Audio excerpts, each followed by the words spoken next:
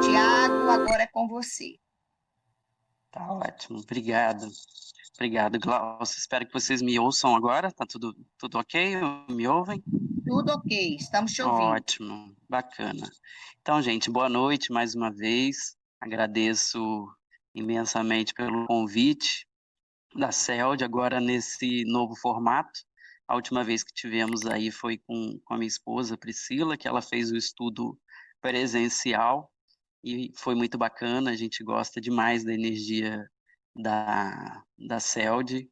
E agora nesse formato, que é um formato para a gente que é novo, e a gente fica cada vez mais, digamos, um pouco mais próximo de vocês, porque a gente sai agora do nosso ambiente vibracional aqui e a gente consegue entrar dentro dos lares. Isso é uma coisa que eu achei assim, fantástico dessa pandemia, porque antes as pessoas saíam dos seus aposentos, dos seus lares, para irem buscar a oração, buscar a prece, buscar Deus nos templos.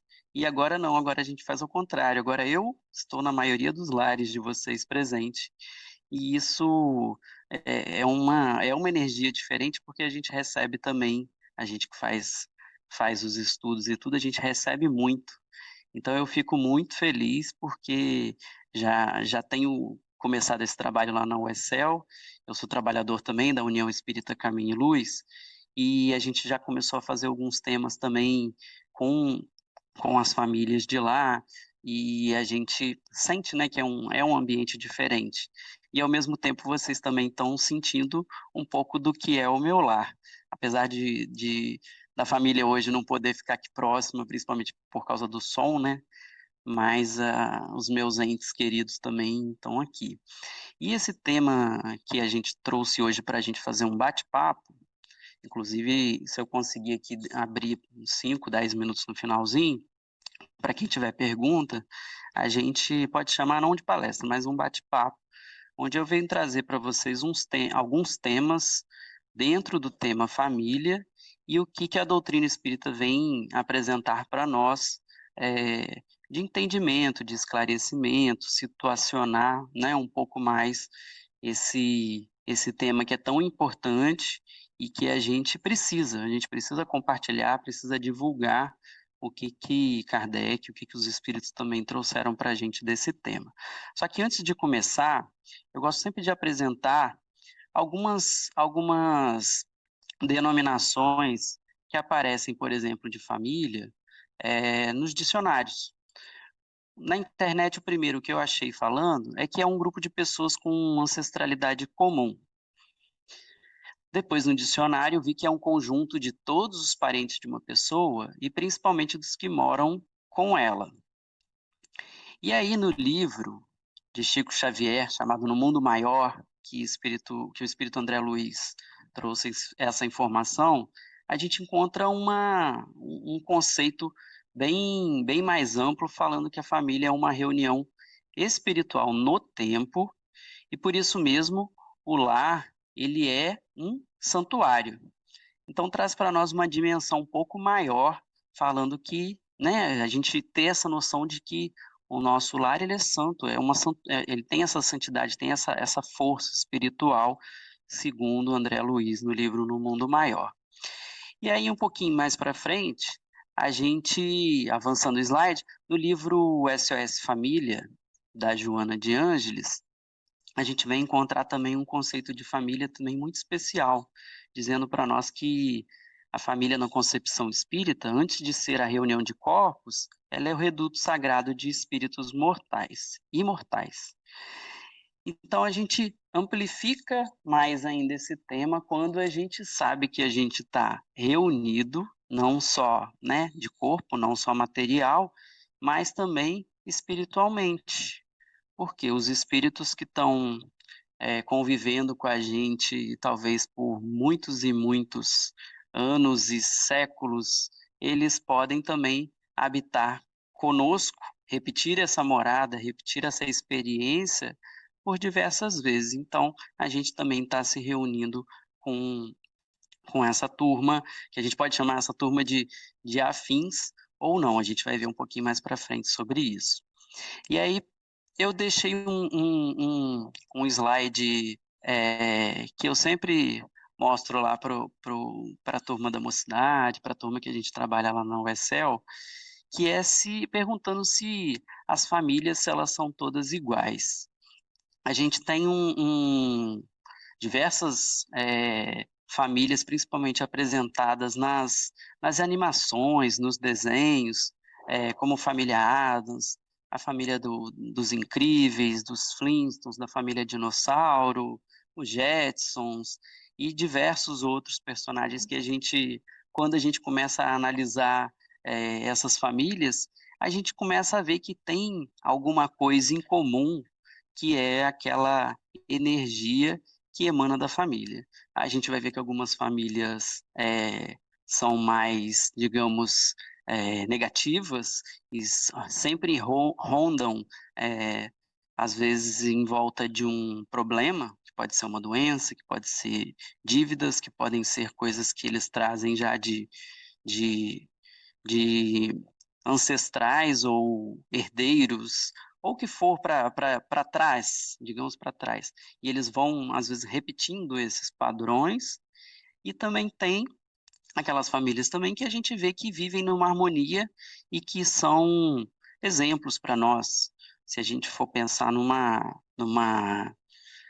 família, por exemplo, onde a gente tem aquela avó, aquela matriarca que consegue reunir todo mundo, né, numa reunião de família, num Natal, num aniversário, num casamento, e ela tem o poder, eu posso dizer isso, aquela vibração de acolher todo mundo e expandir o seu amor para todos. E aí a gente vai vendo que quem foi criado por essa matriarca doce, forte e com muita vitalidade, esse amor ele vai se expandindo. E a maioria das vezes tem filhos que se somam a essa família, que vem para somar, muitas das vezes tem um companheiro muito bacana também que está somando ali, e aí vem os netos, vem os agregados e formam famílias que a gente admira. A gente, a gente tem esses exemplos quando cada um de vocês deve pensar, e quando fala assim, nossa, qual que é uma família que é bacana, que é referência? A gente sempre tem aquela pessoa que a gente fala assim, nossa, aquela família é bacana. Tem uma força, independente da religião, mas que tem essa força. Então, para cada situação, cada família a gente tem, né? Tanto as que estão para o lado positivo também, como aquelas que a gente às vezes vibram num lado um pouco mais negativo, mas em busca de evolução sempre. É, eu tô publicando aqui no meu celular, eu não estou vendo a tela que eu estou colocando aqui para vocês. Eu troquei de slide, mas eu estou vendo no meu aqui, ainda não está aparecendo a tela que eu compartilhei. Deixa eu só ver se eu consigo ver se ela volta a aparecer aqui, mas não.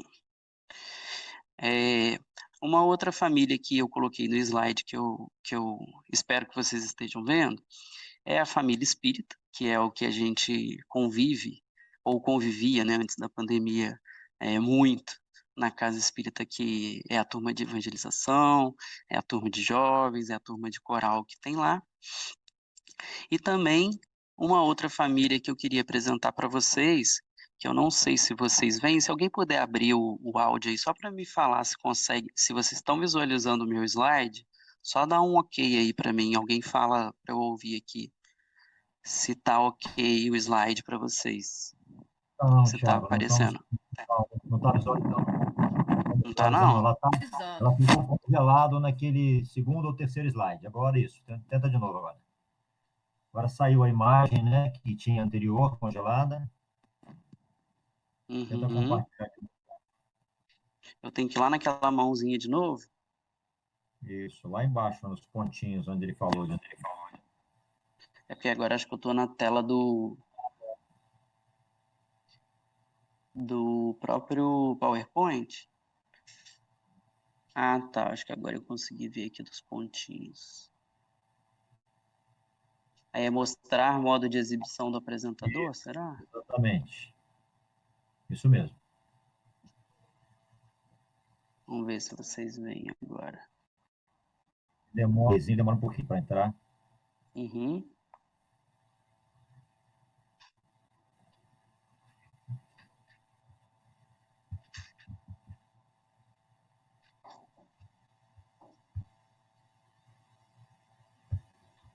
Apareceu?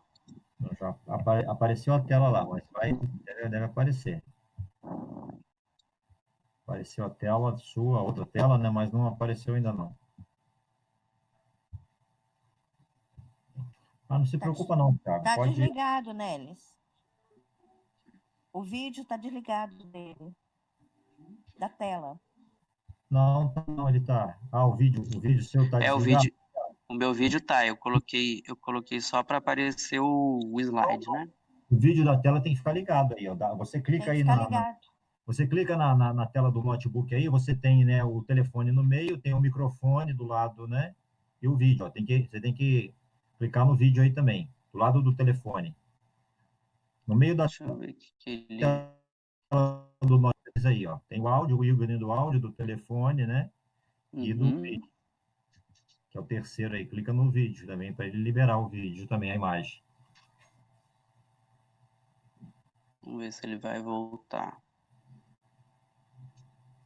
Ah, apareceu você lá agora. Agora tenta compartilhar. Apareceu. Agora tenta compartilhar de novo lá.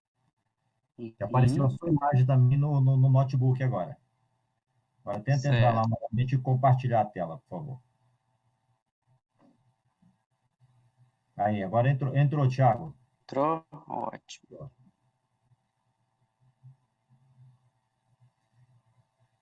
Vou pular lá para aquela tela que a gente passou. Isso. Agora Perfeito. deu certo. Ah, então, bacana. Aí eu queria apresentar, né, para vocês. Antes foi a tela que eu falei do movimento espírita da USL, que tem as pessoas tão queridas que eu considero família. Na sequência, não posso deixar de apresentar para quem não conhece ainda minha esposa Priscila e meus filhos, Bruno e Bernardo. E agora, mais recente, na quarentena, a gente recebeu Beatriz também na família. Então a gente tá ainda, né, nessa alegria que ela nasceu em março, então ela completou 4 meses, a família cresceu e a gente tinha que. Falei, não posso deixar de falar de família sem apresentar a minha família para os nossos amigos lá da CEL de conhecer. E para surpresa nossa, né, Glaucia? A Glaucia que conversa muito sobre família, sobre filho, toda vez que a gente vai para lá, É. vou dividir com você mais uma notícia. Ontem a gente descobriu que Priscila está grávida novamente. E aí, Beatriz fazendo Ai, 1 ano, mais um espírito ai. conosco. Hoje nós somos em 5 nessa foto, né?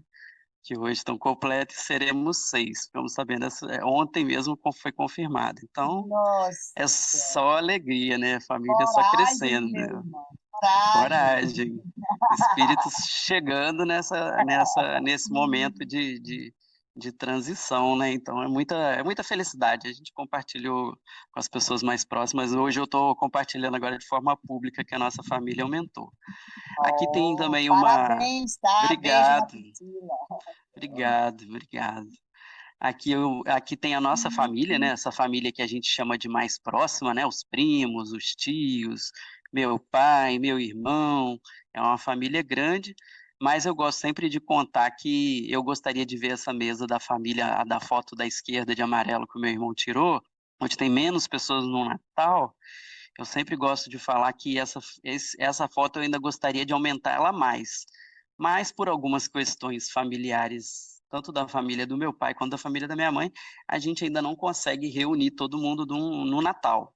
Ou seja, eu tenho também alguns desafios familiares, principalmente de tios e tias, que a gente ainda precisa vencer para fazer um Natal mais unido, com mais pessoas e tudo. E esse é uma das dos sentimentos também que eu trago junto com a gente, né? E aí eu sempre pergunto, e família, né? Para você, o que que é? O que que seria essa união de pessoas? E aí, para a gente abrir um pouquinho mais para a gente falar sobre família, eu coloquei esse quadrinho do Laerte, que ele foi publicado em 2015, em outubro, e a gente viu que ele deu muitos comentários, teve mais de 12 mil compartilhamentos na época, quando as pessoas começaram a entender e achar, né, muitas pessoas ainda acham que a família, ela tem que ser dessa forma, nesse molde, um pai, uma mãe, um menino e uma menina. Eu que sou veterinário, eu ainda colocaria ali pelo menos um cachorro e mais um gato, que não tem ali nesse quadrinho, mas a gente sabe que muitas pessoas moldam isso. Se não for nesse padrão, muitas das pessoas questionam, porque é, será que é, será que não é? Por que que eu estou falando isso? Porque hoje a nossa família ela tem diversas configurações, e essas configurações elas se expandem de diversas formas. Eu quero mostrar bem de forma rápida, para não tomar muito tempo, que já são 8h30, mas que a família ela pode ser classificada como tradicional, e eu posso apresentar a minha como uma família tradicional hoje, que é, né, os genitores, pai e mãe, e mais filhos, sejam biológicos ou adotivos. Ela pode ser expandida, muitos de vocês devem conhecer, que é quando a gente traz na família expandida um avô, uma avó, um tio, um parente consanguíneo ou não, alguém mais próximo que divide o mesmo lar. Ela pode ser também, hoje, na configuração chamada de monoparental, onde ou o pai ou uma mãe assume esses filhos, muito em razão, por exemplo, de um falecimento, às vezes do cônjuge, uma separação, um cumprimento de pena, é, um, um desaparecimento, né? Às vezes o pai desaparece por algum motivo e a mãe assume os filhos e passa a cuidar, e ela pode ser chamada de monoparental, essa classificação. A família também homoparental ou homoafetiva, que quando ela tem dois genitores do mesmo sexo, e pode ter os filhos biológicos ou adotivos também, e essa família também já foi muito questionada, né? Hoje eu acredito que a maioria das pessoas hoje já tem um entendimento melhor. Essa foto foi até de 2015, quando estava para ser votado na Câmara Federal o projeto de lei do Estatuto da Família, e foi muitas pessoas criticaram e falaram que os gays, por exemplo, não se enquadrariam como família. Mas hoje a gente sabe que são famílias também. Família binuclear ou guarda compartilhada, que é quando o pai se separa e o filho acaba indo morar, né? Ou com o pai ou com a mãe em determinados tempos, ele divide os lares, é uma família. A chamada de família reconstituída, recomposta, mosaico ou pluriparental, também é uma família bem interessante, que é quando juntam, né, o casal se forma, ele traz filhos de outros relacionamentos, eles se unem, e aí a gente vê essa figura aí onde tem diversas pessoas, e aqui já vai aumentando. Ainda faltou o cachorro e o gato da foto ali para formar essa família. Temporária, que também é uma família, uma outra classificação. O que acontece? São quando crianças estão em situação de risco. E aí a vara de família, o juiz indica para ela morar num lar, e aí é chamada de família temporária. A gente tem os casais sem filhos, que também são família. A gente conhece amigos próximos que são casados há muito tempo e por opção resolveram não ter filho, ou também poderiam ter, né, alguma dificuldade de ter filho, e formam um casal. E aí tem algumas pessoas mais conservadoras que eu já vi questionar, falam assim, mas não tem filho, então não formou família, né? E aí a gente ouve muitas críticas, muitas pessoas que vêm falar que não seria, mas a gente sabe que casal sem filho também forma uma família. E, por último, a família unipessoal, onde aquela pessoa, às vezes, muitas das vezes pode ter uma dificuldade de arrumar um parceiro ou não querer ter, e ela vive de uma certa forma sozinha, ela consegue adotar ou comprar. Na maioria das vezes, as pessoas geralmente adotam os seus animais, seus gatos, pode ser um pássaro, pode ser um cachorro, e traz para o lar. E quando ela leva no veterinário, a primeira coisa que ela fala doutor, eu trouxe aqui para você o meu filho. Aí você vai ver o filho dela é um desses animais, né, tão queridos que divide esse amor com ela, e a gente pode chamar isso sim de família unipessoal. Então a gente pode ver que essa configuração ela se expande de diversas formas. E quem somos nós para a gente poder julgar ou falar se está certo ou se está errado? Ah, não pode isso, não pode aquilo, o molde é esse, e fica com aquela ideia de que a família é aquela família de propaganda da margarina, onde tem que ter, né, aquela família feliz que acorda para tomar o café da manhã, o pai, a mãe, um menino, uma menina, né, e toda aquela formataçãozinha, sendo que não. Hoje em dia a gente viu aí que as configurações elas são diversas e a gente tem que entender esse tipo de família hoje que se apresenta, principalmente na casa espírita. A gente vê hoje na casa espírita as diversas configurações que chegam para nós. E aí a pergunta que eu faço é: será que família é mesmo um caminho de evolução diante de tudo que a gente tem visto hoje, de situações, principalmente nesse período, né, de recolhimento que a gente ficou, onde as pessoas passaram a coabitar o mesmo lar, e aí conforme elas coabitam o mesmo lar e passaram a ficar mais tempo juntos, essa família, ela começou a, digamos, a se esmerilhar, a se acertar, colocar, né, acertar as arestas para que essas pessoas possam conviver no mesmo lar, que elas possam se entender e fazer com que essa dinâmica do lar ela possa funcionar de uma forma um pouco melhor. Então a gente precisa entender isso, que ela é sim um caminho de evolução, e a gente tem os porquês disso, que é o que a gente, que é o que a gente entra lá com a parte terceira, está na Lei Moral, capítulo 7, dentro da Lei de Sociedade, onde o Livro dos Espíritos vem falar sobre os laços de família, sobre a missão, que há no homem alguma coisa mais, além das necessidades físicas, que tem a necessidade de progredir. E que esses laços sociais, eles são necessários, eles fazem parte da nossa evolução.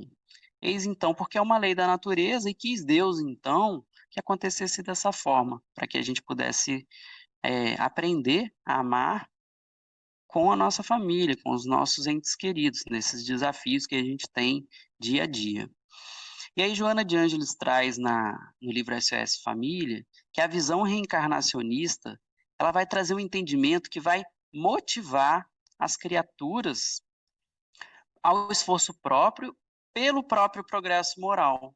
Como que a gente faz isso? É fantástico esse texto da Joana. Através do quê? Da renúncia, da boa vontade, da ajuda mútua, do perdão, da tolerância e muito mais.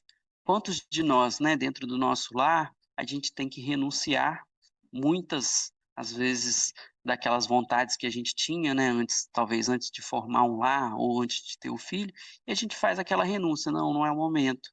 A nossa boa vontade em servir, em estar sempre ali, né, trazendo aquilo que é de bom e de boa vontade, não de má vontade, ajudar o outro por momentos difíceis, de perdoar e principalmente de tolerar, que hoje é o que a gente tem mais visto nas famílias, é essa questão da tolerância, porque a gente sabe que com esse período que a gente ficou dizendo, digo assim, que a gente ficou mais próximos nos nossos lares, aí sim a gente teve que aprender a tolerar, porque tá debaixo do mesmo teto, a gente tem que dividir, às vezes, o mesmo canal de TV, ou ter uma paciência para, às vezes, utilizar o banheiro em horários diferentes. Então, assim, essa tolerância foi bastante exercitada quando a gente foi presenteado com esse momento de pandemia.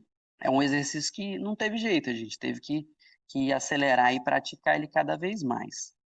E aí, para a gente falar sobre a união desses seres que habitam o mesmo lar, e falar sobre casamento, a gente vê o quanto que Kardec estava atualizado quando ele perguntou se no casamento, isto é, união permanente de dois seres, se essa lei, se ela era contrária à lei da natureza. Era uma das perguntas que existe, né, no Livro dos Espíritos. E aí os Espíritos dizem para Kardec que é um progresso na marcha da humanidade. Então, para a gente poder evoluir, o casamento faz parte disso. E interessante que Kardec estava tão atualizado que Kardec ele não fala da união do homem e da mulher. Ele não fala ali, ó, união permanente do homem e da mulher. Ele fala de dois seres. Isso é fantástico. Então, seja um homem com outro homem, seja uma mulher com uma outra mulher, se a pessoa for transexual, se ela tiver uma outra, né, uma pessoa que a gente sabe que às vezes ela não se enquadra em nenhum dos dois gêneros, e aí ela resolve se unir a um outro ser para formar uma família, também é considerado sim um casamento. E aí essa família, para ela ser formada, a gente encontra todo um arcabouço, todo um preparo, que, segundo na pergunta que Kardec fez, né, qual que seria o efeito dessa abolição de casamento para a sociedade humana, a gente regrediria a vida dos animais. E aí, para a gente poder ter a formação dessa família, a gente tem que ter toda uma preparação na reencarnação. E aí, como Kardec estava preocupado com isso, ele perguntou então para os espíritos se a reencarnação que a gente vive durante esse processo todo, se ela não destrói os laços de família. O que Kardec queria perguntar com isso? Conforme a gente desencarna e reencarna numa outra família, será que esse laço não fica, né, rompido? Vou dar um exemplo. Vamos supor que eu, na época lá de 1700, 1800, eu vivia num país lá europeu e tinha minha família. Só que eu desencarnei por algum tipo de alguma doença e a família toda que eu tinha, meus filhos, minha esposa naquela época, ficou encarnada e eu desencarnei. E aí, no momento que eu reencarno no Brasil, qual que era a dúvida de Kardec? Será que esses espíritos que ficaram na Europa, né, destruiu os laços? Esses laços não existem mais?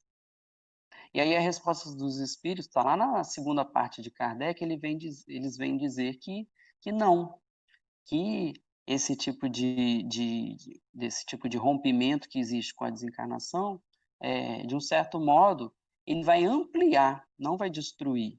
E aí a doutrina da reencarnação ela vai aumentar o dever da fraternidade, pois no nosso vizinho ou no nosso empregado, a gente pode encontrar um espírito que esteve ligado a vós por laços consanguíneos. O que os espíritos queriam dizer para Kardec? Vou dar um exemplo. A gente, às vezes, tem uma relação ótima com uma pessoa que mora próxima da gente, ou que trabalha com a gente, mas que não tem laço consanguíneo, mas que a gente tem aquele apreço, aquele carinho, que fala assim, nossa, o Joãozinho, gosto tanto dele, ele parece um irmão, a gente tem uma afinidade tão grande, a gente tem um convívio tão grande, é um presente de Deus. E aí a gente, às vezes, né, não é regra geral, mas às vezes é o que os espíritos estão dizendo para Kardec. Pode ser que esse espírito que a gente tem tanta afinidade, ele pode ter já ligado a nós por um laço consanguíneo no passado. E pelos nossos merecimentos, a gente, nessa encarnação, a gente pôde conviver junto no planeta, não como irmão consanguíneo, mas como um amigo muito querido. Aí vocês podem entender isso, que às vezes aquela amiga querida, aquela pessoa tão, né, que tem tão próximo, pode sim ser um irmão nosso do passado. E aí o que eu estava falando de Kardec, ele também, lá no capítulo 14, no item 8, esse é um tema muito bacana também que a gente pode marcar um próximo tema para falar, que é outro que eu gosto bastante, que é sobre a gente honrar os nossos pais e as nossas mães, os espíritos vêm trazer também uma mensagem no Evangelho, falando que os espíritos que encarnam numa mesma família, sobretudo como parentes próximos, eles são, na maioria das vezes, espíritos simpáticos, ou seja, tem algum tipo de afinidade, né? E ele continua. Mas também pode acontecer que eles sejam completamente estranhos uns aos outros, divididos por antipatias igualmente anteriores e que se expressam na Terra a fim de lhes servir de provação. O que seria isso que os Espíritos vieram dizer, né, para a gente exemplificar? Existem os espíritos simpáticos. É aquela, vamos dar um exemplo daquela família que eu falei no início, aquela família querida, que as coisas boas acontecem, que tem aquela união, que tem aquela força energética tão bacana, onde que muito por merecimento mesmo dessa família e pela misericórdia de Deus, esses espíritos eles se uniram e foram dividir, né, a mesma família. Eles conseguiram fazer com que aquilo se ampliasse, esses laços, fosse uma coisa bastante forte. Mas, por outro lado, também pode acontecer, segundo os espíritos falavam, que esses espíritos sejam completamente estranhos. E aí a gente identifica isso muito quando a gente vai fazer o atendimento fraterno, conversar com alguém que fala assim, gente, parece que eu caí do caminhão de mudança quando foi formada essa família, porque eu não me assemelho com ninguém, minha família é totalmente diferente, e eu não me encaixo, e a gente não se dá bem, é uma família toda estranha. Por que será, né, que é uma coisa tão diferente, né, desse espírito não sente essa ligação? Pode ser principalmente pela questão da antipatia também, que por alguma certa forma, algum tipo, que é o que eles falam, algum tipo de provação, eles possam habitar o mesmo lar. Por quê? Porque eles habitando esse mesmo lar, eles vão passar a identificar e passar a ver essas dificuldades próximas. Eu vou dar um exemplo também sobre isso, que é, por exemplo, deixa eu ver se eu consigo voltar, porque eu vi que sumiu minha tela enquanto eu vou falando. Por exemplo, quando a gente tem uma família onde o pai, logo que forma aquela família, por algum motivo ele vai embora. O pai se ausenta. E aí deixa aquela família, né, digamos, órfã de pai. O pai cai no mundo e deixa esses filhos. E aí a gente sente que aqueles filhos que foram criados sem pai, eles sentem a falta desse pai que partiu. E aí vai ficando aquele vácuo, né? Aquela energia que tinha de pai, até que apareça, às vezes, alguém que possa substituir, ou mesmo a mãe dá conta. A mãe passa a ser pai, né? Que a gente fala, é pai e mãe ao mesmo tempo, e ela consegue distribuir todo esse amor para os filhos e dá conta. O vazio existe, mas dá conta, consegue dar conta.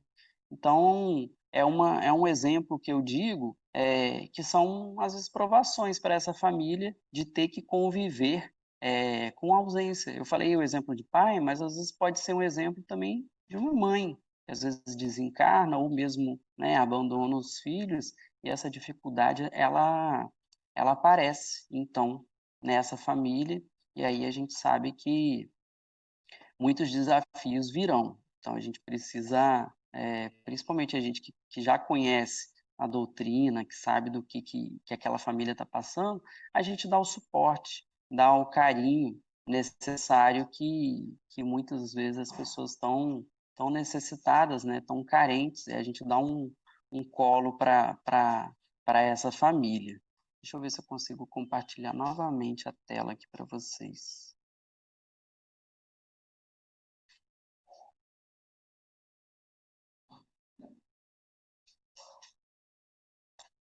Acho que agora vai voltar. Entrou novamente, Thiago. Isso, que é a parte que eu estava falando do Evangelho, se a reencarnação, se ela destrói os laços da família, a gente viu que não, ela vai ampliar, sim. E esse aqui é a questão do que eu falei se eles encarnam, se eles podem ser parentes próximos, né? Sobretudo com parentes próximos, na maioria das vezes são espíritos simpáticos. E aí, eu já falei um pouco disso, mas queria reforçar que existe sim um planejamento reencarnatório e familiar. Ele existe, isso está, para quem quiser pesquisar um pouco mais na obra do Consolador, que Emmanuel trouxe por Chico Xavier, pela mediunidade de Chico, está lá na questão 175, que uma das perguntas que tem no Consolador lá é se o Instituto da Família, se ele é organizado no plano espiritual antes de se projetar na Terra. E aí a resposta é que sim, que esse colégio familiar ele tem as origens sagradas na esfera espiritual. Por que que eu estou falando isso? Porque a gente desvencilha daquela ideia de que pode ser ao acaso. Ah, vamos misturar esses espíritos todos aqui, vamos colocar num lar para ver o que que dá? Vamos deixar que as coisas aconteçam, né? E não, a resposta é não. É que existe sim esse plano espiritual para que quando vai formar a família. Só que ele pode ser mudado, lógico, porque a gente tem o livre-arbítrio. Então, existe um plano? Existe, mas nem sempre ele é seguido. Mas ele é, sim, antes preparado para a reencarnação. Eu vou passar aqui, por causa do tempo, eu ia entrar na questão do divórcio, mas eu vou pular, eu vou deixar para um outro momento a gente falar, porque ele é mencionado na obra espírita, quando o casal se separa. É só o que eu queria só falar mesmo, resumindo aqui, é que se o amor uniu, se tem o casamento, ele também a gente pode usar das leis humanas para se separar. Que ainda tem muita gente que convive achando que o que Deus uniu, o homem não separa, e vive, né, dentro de um lar onde tem violência familiar, onde tem uma série de conflitos, achando que porque está casado, não pode se divorciar. Mas é assim, a gente tem essa possibilidade, está na lei humana, mas a gente entra nessa informação no outro momento.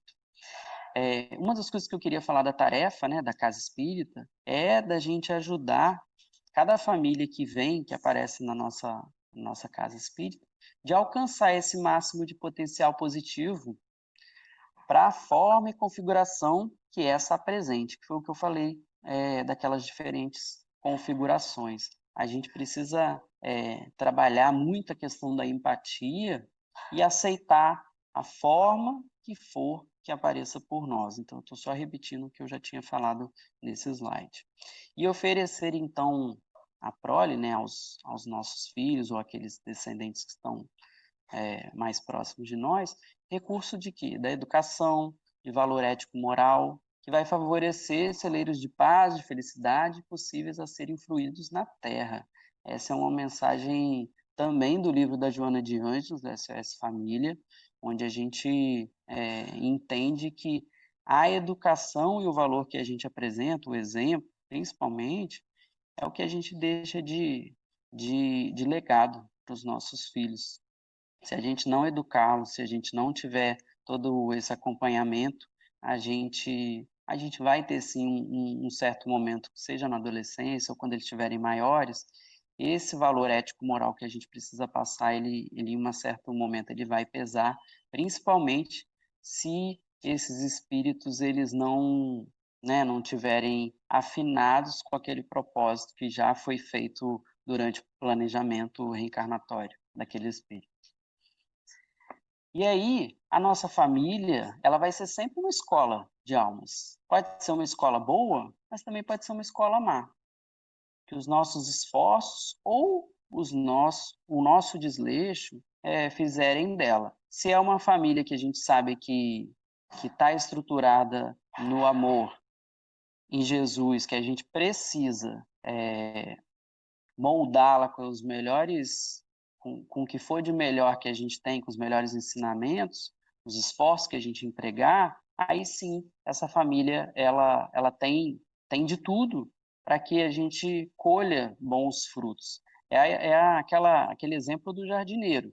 O jardineiro que cuida bem do jardim, que vai lá, poda, que sabe cuidar do jardim, ele vai ter os bons frutos. A árvore da vida, a gente tem as nossas raízes, nos nossos pais, nos nossos ancestrais, nos nossos avós, e a gente sabe que toda essa raiz que a gente vem, que são os nossos ancestrais, elas dão sustentação para a gente para que a gente possa estender esses galhos, possa ter bons frutos, possa compartilhar tudo que vem de bom dessa árvore com os outros também, com as pessoas que convivem com a gente. E o que a gente quer, né, que a nossa família seja? Vocês já pararam para pensar? Os nossos filhos, as pessoas que convivem com a gente, o que será que a gente quer para o nosso futuro? O que nós temos feito em favor das nossas famílias? O que a gente tem buscado para que a nossa família evolua? E por último, queria deixar esse slide bacana da Joana de Ângeles, junto com a frase da Joana de Ângeles do SOS Família, onde ela diz que a família ela é um laboratório vivo de experiências e de aprendizado, uma verdadeira escola para a educação dos espíritos, na sua ansiosa busca da felicidade, que ainda não é deste mundo, mas pode nele começar. Então a gente pode ter essa noção de que, gente, desculpa o barulho, mas eu estou em família em casa, não sei se está muito barulho de panela aí para vocês, mas peço desculpas, mas a gente... Não está não? Tá ok, porque eu tô aqui num ambiente de sala aqui e eu tô ouvindo muito barulho aqui próximo, peço desculpas se estiver chegando. Mas para a gente falar dessa frase da Joana de Ângeles e elaborar um pouquinho mais o nosso fechamento dentro do tempo aqui que eu estou vigiando, por que é um laboratório para a gente hoje vivo? Porque a gente vai vivenciar com cada filho, com o marido, com a esposa, com os nossos pais, espíritos de diferentes evoluções. A gente nunca vai estar no mesmo patamar de evolução. Os meus pais, aí eu vou dar um exemplo lá de casa. Os meus pais, eles tiveram uma criação que eles receberam dos pais deles em 1950 e poucos, lá na década de 50 e de 60, onde eles formaram as ideias, a cabecinha deles, o que chegou de informação deles é da década de 50, é da década de 60. Quando eu nasci, eu sou da década de 80, a cabeça dos meus pais e a informação que chegou para mim já foi um pouco diferente. E aí esses padrões, eles de comportamento de família, eles podem ser repetidos. E a gente vai optar. Vou dar um exemplo. Lá na minha casa, o meu pai pode optar em passar para mim um exemplo, os exemplos melhores e bacanas que ele recebeu dos pais deles. Mas nem sempre é assim. Às vezes os nossos pais, eles repetem, por exemplo, comportamentos violentos que eles receberam dos pais deles, e aí quando chega na nossa vez, eles repetem. Ah, porque eu sempre apanhei do meu pai, eu sempre tive uma criação assim rígida, e eu vou ser assim com os meus filhos, às vezes repete. Mas graças a Deus as nossas famílias, o nosso mundo está evoluindo, e a gente sabe que a gente está optando em não repetir padrões de família que são negativos. Por exemplo, o racismo, a homofobia, os comportamentos violentos que a gente sempre via, né, no passado, algumas famílias conviviam muito com isso, só que quando chega a nossa vez de criar, né, a nossa missão de ser pai, de estar educando, a gente opta em não usar do chinelo, não usar do cinto, em ir pela conversa, a gente educar de uma forma mais harmônica para que esses espíritos eles já vão receber muito mais amor. Por isso que o espírito do Dr. Bezerra de Menezes, no início da pandemia, em março, ele trouxe uma mensagem para nós, foi lá na Federação Espírita do Paraná, depois vocês busquem, quando ele veio falar sobre a pandemia. Ele falou que nunca o planeta Terra vibrou em tanto amor. Imaginem agora, né? Quantos lares agora estão rezando, estão entrando em prece, estão meditando. Então, o nosso planeta está brilhando luz. A gente está com essa luz mais forte. Eu estou hoje com uma luz aqui me iluminando, mas se eu tirar a luz, eu gosto sempre de fazer esse exemplo para vocês, mas se eu tirar a luz do meu ring light, vocês vão ver uma escuridão, porque o ambiente que eu estou aqui é um pouco mais escuro. E aí a gente começa a não enxergar muito bem. Como a Terra está mais iluminada, tem mais espíritos vindo para esse momento de transição, o amor está reinando mais, a vibração do amor está maior, a luz também, com certeza, está iluminando mais. E aí a gente está podendo ver, né, as principais falhas, principalmente na moralidade, na corrupção, na política, na saúde. E aí nossa Terra está mais iluminada. Por quê? Porque a gente está recebendo esse amor, que ele está se expandindo.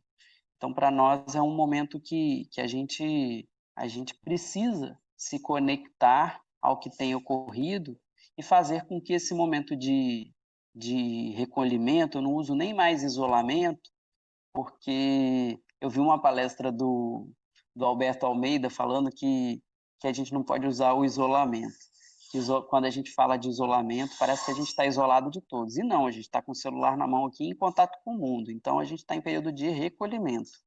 Que esses momentos de recolhimento, eles possam ser para nós momentos